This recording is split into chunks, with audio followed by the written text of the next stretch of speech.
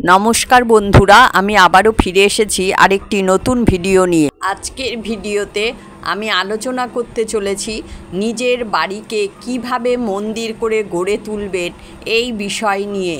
শুরু করার আগে বলে রাখি বন্ধুরা, চ্যানেলে এরকম ভিডিও আরও দেওয়া রয়েছে, দেখে আসবেন। চ্যানেলটিকে অবশ্য করে সাবস্ক্রাইব করবেন। চলুন আর দেরি না করে শুরু করা যাক।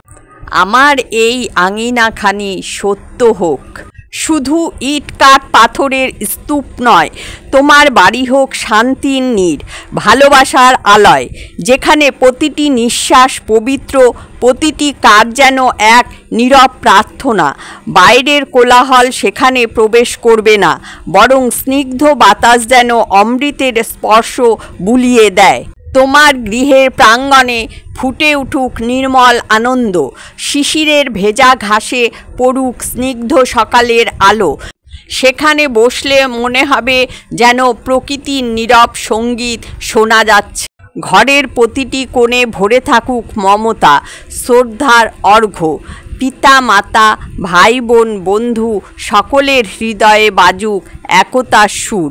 কোনো মলিনতা যেন স্পর্শ না করে এই পবিত্র স্থানকে।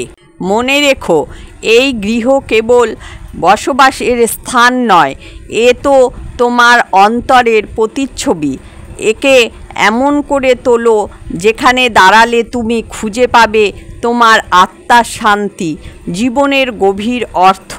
তোমার বাড়ি হোক এক জীবন্ত মন্দির, যেখানে প্রেম আর কল্যাণের দ্বীপ সর্বদা প্রজ্বলিত থাকে। সেই দ্বীপের আলো যেন তোমার ঘরের প্রতিটি অন্ধকার দূর করে দেয়, ভরে দেয় এক অনাবিল আনন্দে।